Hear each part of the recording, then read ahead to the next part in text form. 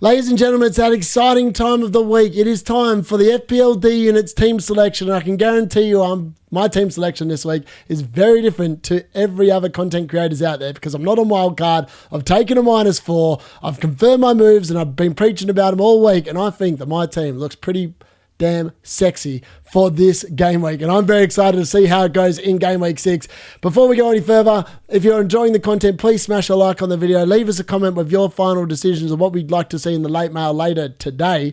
I'm uploading this in the morning, and the late mail will be out after the press conferences. It's the must-see show of the week. And if you haven't already, please consider smashing that subscribe button as well. We hit the 3,000 button. We're now on to the 4,000 mark, and with that being said, ladies and gents, let's get into it.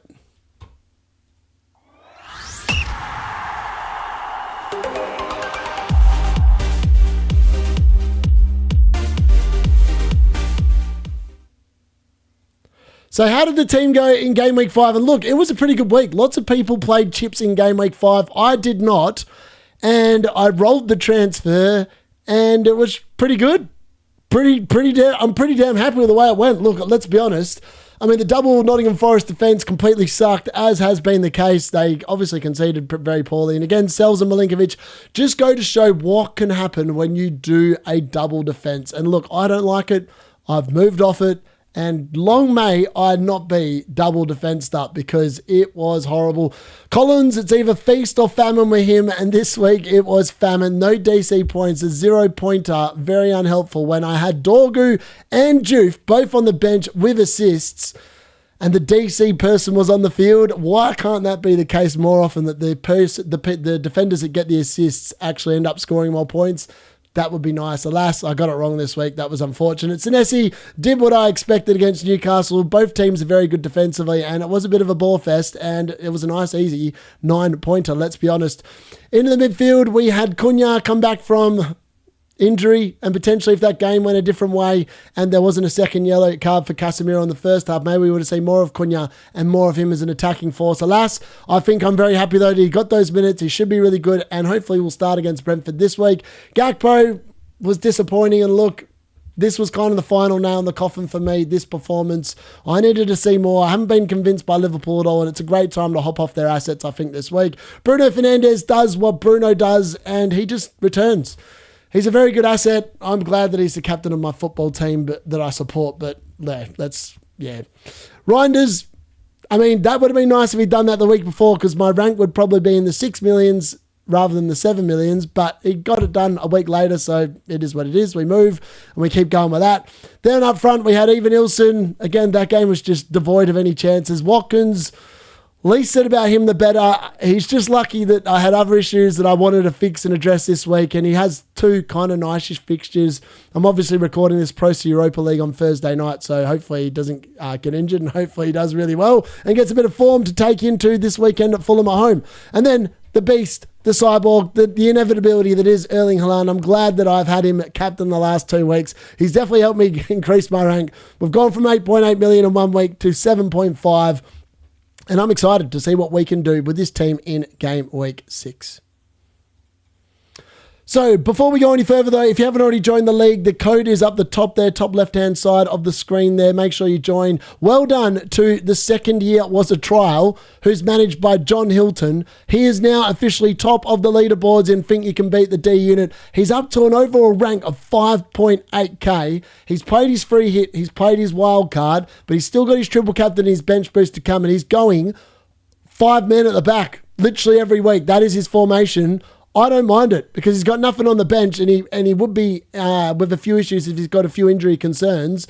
But look, I can't deny that it looks pretty good, and maybe, just maybe, playing 5 at the back every week is the way to go. And this dude is proven that at the moment it is. He's in the top 5,800 teams worldwide.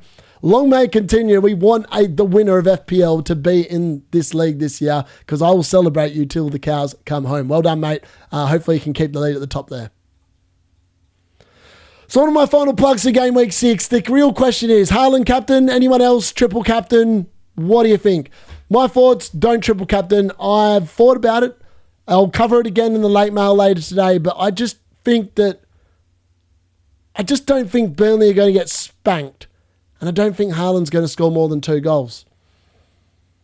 So for that reason, I think his maximum capacity this week is 13 points. I mean, I could be horribly wrong and he scores 4 against Burnley and they absolutely toast him. That's also quite possible. But I think realistically, 2 goals is probably the maximum, which would be 13 points. I think potentially he'd be better off waiting till potentially he's not yellow flagged or worried about a sore back. Hopefully he gets a rest over the international break and he'll be loving life. Anyone else? I think there actually are people who will outscore Haaland this week. So maybe you could actually captain someone else and go against the crowd. It's definitely possible. I've weighed it up myself. I don't think I'm going to do it. Next thing, I'm scared of being left behind by the cartel template. Should I panic? No. The template of the cartel, I've nailed it the last couple of days, I think is bad. It's an FPL-related thing that's the reason why they've all got the same team. I don't think the template's actually that strong, like the way they've been peddling it like it literally is. They've literally got the same team. I don't think they are correct. I think they are wrong. And I think you take it on. So I wouldn't be concerned. And I'm definitely not scared myself, not wildcarding. I'm actually that confident in my own team that I've taken a -4 and I'm taking on all those wildcarders. So we'll see who wins at the end of the week, eh? Will there be more goals than this weekend like there was last week? I hope so. The live watch along last week was epic. There was like 13 goals in 4 games. I'm hoping for the same this week. Lots of big teams playing at the 3 p.m. kickoff. Make sure you join me for the live watch along. I'll have every goal as it goes in covered with commentary, with shots. It's going to be great. It's the one-stop shop if you can't watch the 3 p.m. games in the UK. Come and join me as I watch them and commentate the games to you and answer all your questions as well. Can Ange Ball finally get a win? Will Watkins break the review's baby Anderson's heart? I'm hoping Ange gets a win. I'm hoping Milinkovic is fit and he's not too cramped and he can get a 15-pointer. This is his last week to do it because he's going guaranteed next week from my team unless miraculously he does something this week that makes me don't do that or something else happens in my team. And I think Watkins, obviously this is a little bit trepidous recording my team selection for tomorrow before he's played tonight, but I think he's going to break Anderson hearts. I just believe it. I believe it. He's my boy. Anderson's not my boy. My boy's going to win. Will we see rotation and roulette of Forest and Villa assets post the Europa League? I'm not sure. I don't know. I feel like potentially Forest there is a chance. In Villa, I just don't think there's a chance. Like Emery has to play his best players because there's no one else really to pick. Like who else is he going to play other than Watkins up front? So I think for that reason, he should be fine. Hopefully they just play themselves into some form. Let's be honest. Hopefully when you're watching this, Watkins has just scored himself a brace and all of a sudden I'm feeling pretty confident about this weekend. And is it time to move to a full DC draft backline? I think if you're on wildcard, that is what I would recommend. I think there's no reason to sit there and fight it. Let's be honest. It doesn't make much sense at this point in time. So what are my transfers for this week? And I have done 3. I've taken a hit and I've said see you later to the double Nottingham Forest defence. Sells is out. Raya is in, who's already increased in team value since I bought him in. Collins has gone for Udogie, which is probably going to concern a few people, but I've got faith in Udogie doing some doggy work for me and hopefully rack it in the bones for me this week. Gakpo has also left for Semenyo, who's also risen in price, and that was my -4 move. Realistically, potentially I could have put that move off considering that Ekitike is out, but I made this move early because I wanted to catch the Semenyo price rise. I'm not regretting it, and I think realistically it's probably going to be much better than owning Gakpo long-term anyway. So I'm pretty happy with that, and let's get into my team selection for game week 6. So Raya comes straight in to the starting lineup. He starts in goal. Obviously, Newcastle away is not an overly fabulous fixture, but maybe you'll get some saves there, hopefully with some luck, and hopefully a clean sheet. Dubravka's obviously on the bench. I mean, that was a pretty no-brainer. They've both got hard fixtures this week, but you've got to back in the better defence, which is Raya. That one's a pretty easy decision, I think, and makes a lot of sense. And look, it covers the Arsenal defence, and that's the only reason why I bought Raya. I'm not interested in owning a second one. They don't really rack up the DC points, which makes them non-relevant. So on to my defence this week, and it's Milinkovic's last stand for the FPLD unit team. In fact, by the time this goes out, he might have dropped to 5.4 million, but I'm keeping him regardless. I'll deal with him on Saturday when the deadline lifts for Game Week 7. He'll be out. see you later. Thanks for your service. You've done nothing. Hopefully he can turn around and get a 15-pointer as his finale, maybe even a 17-pointer. Hell, maybe he can get 2 goals and get a 24-pointer to really reward my patience in him. Udogie obviously comes in with that Wolves at home fixture that looks really good on paper. I'm very excited for him to be playing in that game. Lots of the FPL cartel selling Spurs defence. I'm quite happy to bring it in. And then Senesi, again, makes sense, leads away. Should be an easy fixture for him with some luck. On the bench, I've obviously got Dorgu and Juve. Realistically, not the worst fixtures in the world. Now, I put Everton as a green fixture away. They are conceding goals, and I expect West Ham to do so. That's my own colour coding. It's not an actual error.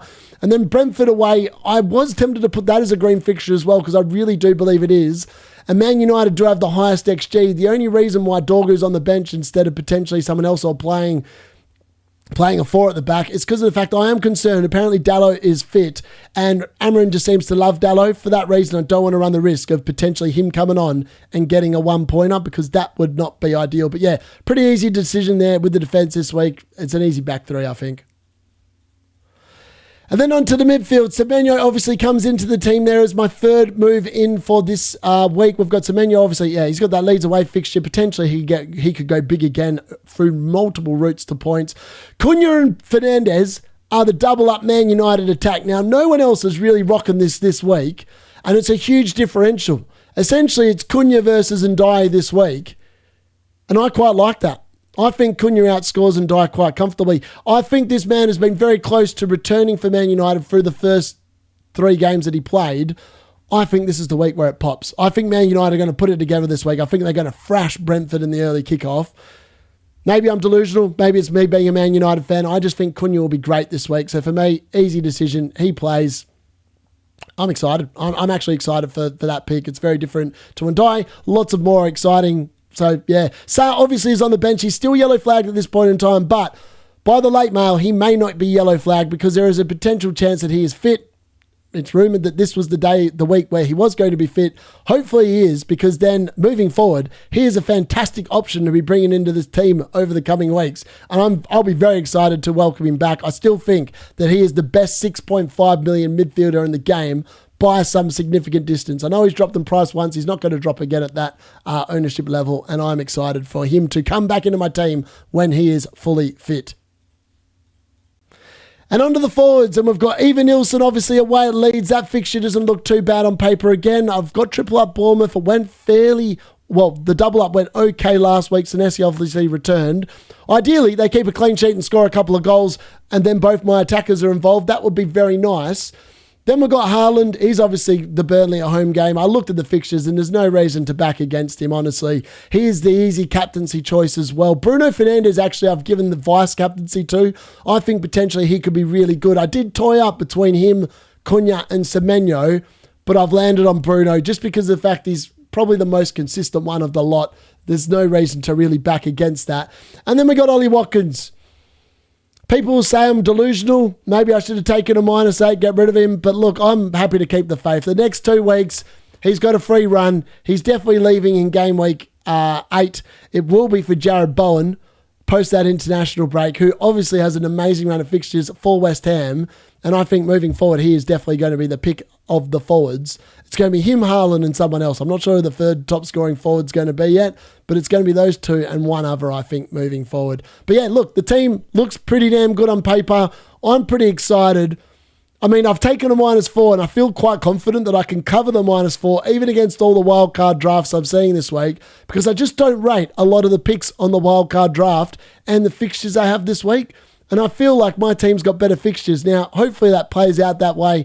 If it doesn't, it doesn't. But if it does, it does. And it's happy days. And it's me catching up. Because look, all the FPL cartel got the exact same team. They're not making any rank on each other. If my team goes pop here and I make 20 points on them, guess what? That's 20 points gained on every single one of them.